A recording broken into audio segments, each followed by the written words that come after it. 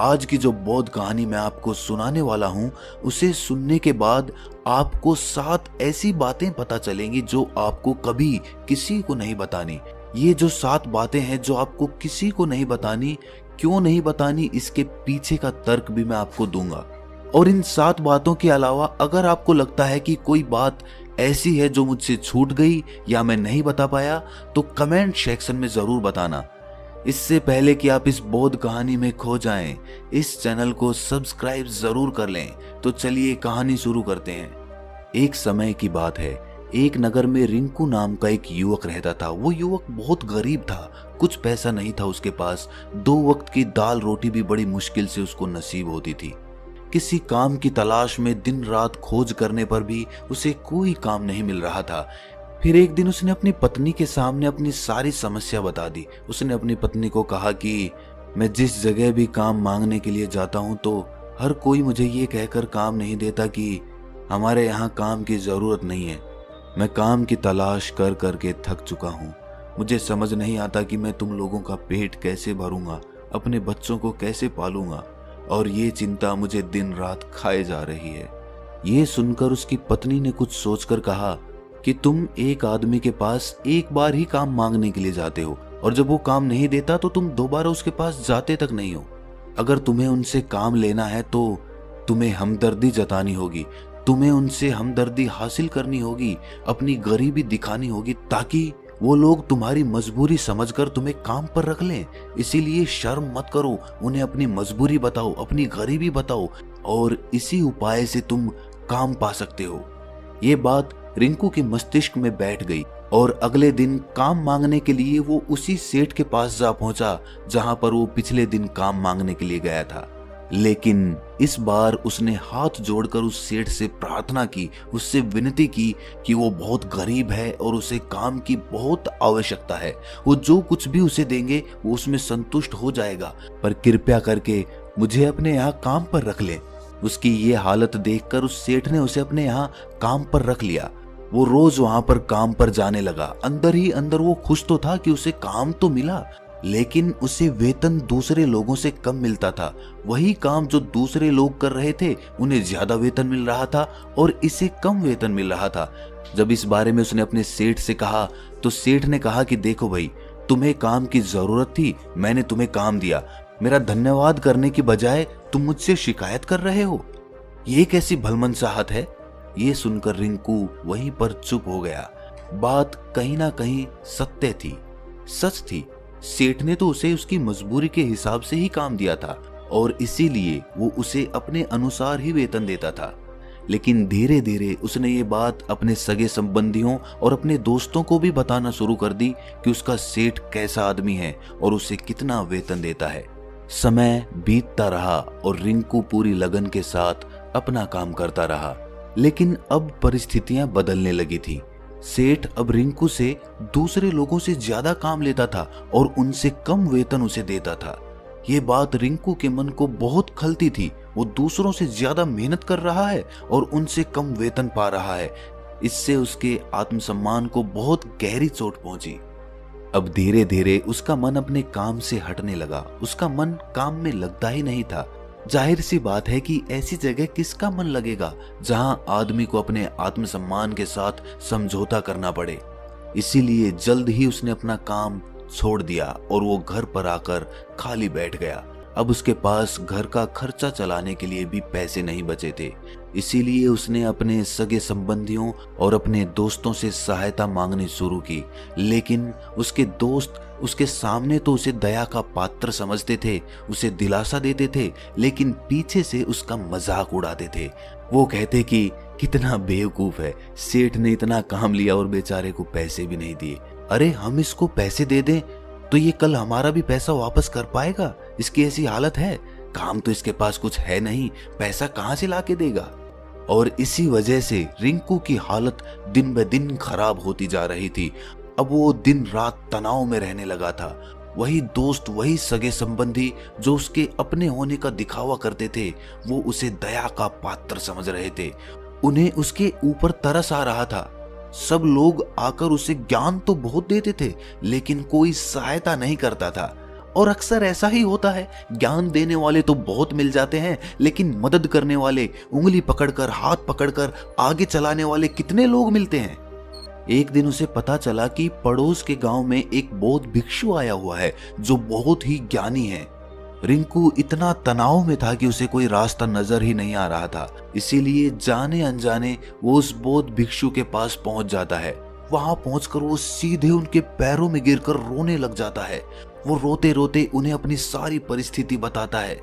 उसे बताता है कि किस तरह उसके सेठ ने उसका फायदा उठाया और उसके सगे संबंधी उसके साथ कैसा व्यवहार रखते हैं। सारी बातें सुनकर बौद्ध भिक्षु ने उसे चुप कराते हुए कहा कि भंते, ये सारी समस्याएं तुम्हारी बुद्धिहीनता, तुम्हारी मूर्खता के कारण उत्पन्न हुई है। अगर तुम्हारे अंदर विवेक होता तो इनमें से एक भी समस्या तुम्हारे चित्त को दुखी नहीं कर सकती थी, लेकिन तुमने अपने अविवेक के कारण, अपनी मूर्खता के कारण खुद ही अपने रास्ते में कांटे बिछा दिए। आज मैं तुम्हें 7 बातें बता रहा हूं जो भूलकर भी किसी को मत बताना, और इन बातों का अनुसरण करते हुए तुम बाहर से मिलने वाले दुखों को तो दूर कर ही सकते हो जो बेवजह दुनिया की वजह से तुम्हारे अंदर पनपते हैं। पहली बात जो किसी को नहीं बतानी चाहिए वो है अपनी मजबूरी। अपनी मजबूरी का दिखावा करके, दूसरों का दया पात्र बनके उनकी सहायता लेने की गलती कभी मत करना। हो सकता है कि आज वो तुम्हारी मजबूरी देखकर तुम्हारी सहायता करते, लेकिन कल वो तुम्हारा फायदा उठाने से भी नहीं चूकेगा, और अगर फायदा भी नहीं उठाया तो दूसरों के सामने तुम्हारा मजाक बनाने में वो आदमी कभी नहीं चूकेगा। इसीलिए कभी भी अपनी मजबूरी का दिखावा मत करो। अगर घर में 2 रोटी है, सूखी रोटी है, तो वही खाकर सो जाओ, लेकिन दूसरों को इसके बारे में भनक तक नहीं लगनी चाहिए। जरा आप खुद सोचो, मजबूरी बताने का क्या प्रयोजन होता है एक इंसान का? या तो वो दूसरों से सहानुभूति हासिल करना चाहता है या उनसे कोई आर्थिक मदद चाहता है। लेकिन अगर दोनों ही परिस्थितियां आप देखें तो दूसरा आदमी आपका फायदा उठाने से नहीं चूकेगा, और अगर वो फायदा नहीं भी उठाएगा तो अपनी नजर में तो वो आपको मूर्ख ही समझेगा, बेवकूफ समझेगा, और दूसरों के सामने आपका मजाक तो जरूर बनाएगा। इसीलिए अपनी मजबूरी के बारे में कभी किसी को मत बताना। दूसरी बात जो किसी को भी नहीं बतानी चाहिए वो है अपनी अतीत की गलतियां और भविष्य की रणनीतियां। जरा सोचो कि अगर हम अपने अतीत की गलतियां किसी दूसरे को बताते हैं तो उसका क्या प्रभाव होगा। वो गलतियां ठीक तो नहीं की जा सकती, जाहिर है, तो उन्हें बताने का क्या प्रयोजन रह जाता है।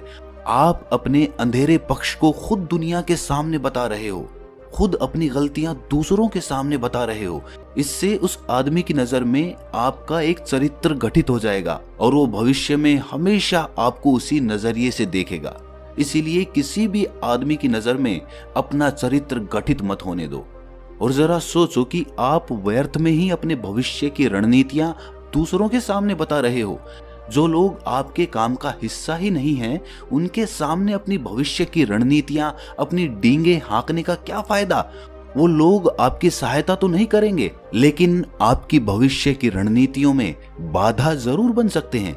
आप खुद अपने विवेक का इस्तेमाल करिए और सोचिए कि आपके साथ भी ऐसा हुआ है कि आपने अपनी भविष्य की रणनीति किसी को बताई हो और वो कामयाब ही ना हुई हो। जरूर हुआ होगा, जरा गौर से सोचिए। तीसरी बात जो किसी को नहीं बतानी चाहिए वो है अपने घर की बातें। जो भी हमारे घर के अंदर आपस में बातचीत होती है, हमारे माँ बाप के साथ, हमारी पत्नी के साथ, हमारे बच्चों के साथ, वो बातें परिवार तक ही सीमित रहनी चाहिए। अगर आप इन बातों का दूसरों के सामने ढिंढोरा पीटते हो तो दूसरों को आपके घर में घुसने का एक मौका मिल जाता है और वो इसका फायदा उठाने से कभी नहीं चूकेंगे।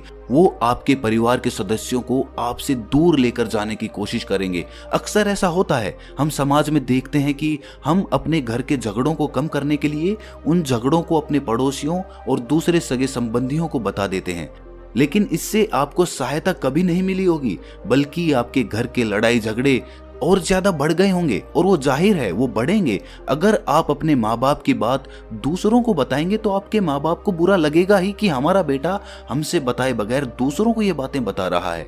इसीलिए अपने घर की बातें और अपने घर के लड़ाई झगड़े किसी के सामने मत बताना।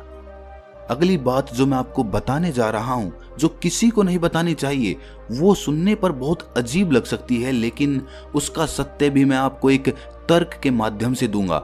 मैं कहता हूं कि अपनी आमदनी किसी को मत बताना। अब अपनी आमदनी ना बताने के पीछे क्या प्रयोजन हो सकता है? जरा सोचिए कि आप अपनी आमदनी अपने दोस्तों को बता देते हैं, तो जब आपके दोस्तों को जरूरत पड़ेगी तो वो सिर्फ आपको ही याद करेंगे, क्योंकि उनको पता है कि अगर आपकी आमदनी ज्यादा अच्छी है तो आप ही उनकी मदद कर सकते हैं, और इसीलिए ज्यादा लोग आपसे सहायता मांगेंगे। और जब आप उनकी सहायता नहीं करेंगे तो वो सोचेंगे कि इस आदमी के पास पैसे हैं, मेरी सहायता कर सकता है, लेकिन ये सहायता कर नहीं रहा है। और इसीलिए आपकी आमदनी आप दोनों दोस्तों के बीच एक झगड़े का कारण हो सकती है। कम आमदनी होगी तो लोग मजाक उड़ाएंगे, और ज्यादा होगी तो सहायता मांगेंगे। तो अपनी आमदनी बताने का कोई प्रयोजन नहीं है। अगली बात जो मैं आपको बताने वाला हूं, उसे अपनी गांठ बांध लेना और किसी को ये बात मत बताना। अपनी कमजोरियां और अपनी ताकत। अक्सर इंसान को पता नहीं होता है कि उसकी कमजोरी या उसकी ताकत क्या है, लेकिन अगर आपको अपनी कमजोरी और अपनी ताकत पता है तो पहली बात तो आप बहुत ही बुद्धिमान आदमी हैं, और दूसरी बात कि आपको ये बातें किसी से साझा नहीं करनी है, क्योंकि अगर आपकी कमजोरियां दूसरों को पता चल गई तो वो आपकी कमजोरियों का फायदा उठाएंगे, और अगर आपकी ताकत पता चल गई तो वही ताकत आपकी कमजोरी बन जाएगी, क्योंकि वो ताकत दूसरे आदमी को पता है और वो ताकत की काट भी ढूंढ ही लेगा। अपनी कमजोरी और अपनी ताकत अपनी पत्नी या अपने पति को भी नहीं बतानी चाहिए, क्योंकि इसके बाद आपको घर में उनसे हमेशा दब के रहना पड़ेगा। अगली बात जो किसी को नहीं बतानी चाहिए वो है अपने मित्र और अपने शत्रु। आप अपने मित्रों के बारे में अगर दूसरे लोगों को बताएंगे तो वो आपके मित्रों के साथ अपनी घनिष्ठता बनाकर आपको धोखा दिलवा सकते हैं। आपके गहरे मित्रों को आपसे दूर करने का प्रयास कर सकते हैं। अक्सर आम आदमी ऐसा नहीं करता, लेकिन आपके दुश्मन ऐसा करने की कोशिश कर सकते हैं। और दूसरी तरफ आपके शत्रु का भी किसी को नहीं पता लगना चाहिए, क्योंकि आज जो आपका मित्र है, अगर कल वो आपका दुश्मन हो गया तो वो आपके दुश्मन के साथ ही मिलकर आपको परास्त कर सकता है, आपको धोखा दे सकता है। इसीलिए अपने सबसे अच्छे दोस्तों को भी अपने दुश्मन के बारे में कभी मत बताना। अगली और आखिरी बात कहना चाहता हूं कि जब तुम दान करते हो तो दान के बारे में भी किसी को मत बताना, नहीं तो दान करना व्यर्थ हो जाता है, बेकार हो जाता है। जब आप अपने दान का ढिंढोरा पीटते हो तो आप ये बता रहे हो कि मैं कितना बड़ा दानी पुरुष हूं, और ये आपके अंदर एक अहंकार निर्मित करेगा। इसीलिए दान गुप्त रूप से किया जाए उतना ही अच्छा होता है, उतना ही फलदायी होता है। जब आपका बायां हाथ दान कर रहा हो तो दाएं हाथ को भी ना पता चले कि बायां हाथ दान कर रहा है। ये 7 बातें जो बौद्ध भिक्षु ने रिंकू को बताई, इनमें संसार के सभी सिद्धांत छिपे हुए हैं। इन बातों का अनुसरण करते हुए आप अपने घर में सुख शांति बना सकते हैं और घर के झगड़े हमेशा के लिए दूर कर सकते हैं। आप इन बातों के बारे में अपने विवेक से भी सोचेंगे तो आपको ये बातें सच मालूम पड़ेंगी। और हमारा कहानी सुनाने का मकसद यही है कि आपका विवेक जागृत हो, आप खुद उन बातों के बारे में सोचें जो हम आपको बता रहे हैं, और अगर हम गलत हैं तो आप कमेंट सेक्शन में वो बात जरूर बताएं जिस पर हम गलत हैं। और इनके अलावा भी अगर आप कुछ जानते हैं तो उन बातों को भी कमेंट सेक्शन में जरूर डालें। तो दोस्तों, कैसी लगी आपको ये कहानी कमेंट सेक्शन में जरूर बताना, और अच्छी लगी तो इस चैनल को सब्सक्राइब जरूर कर लेना।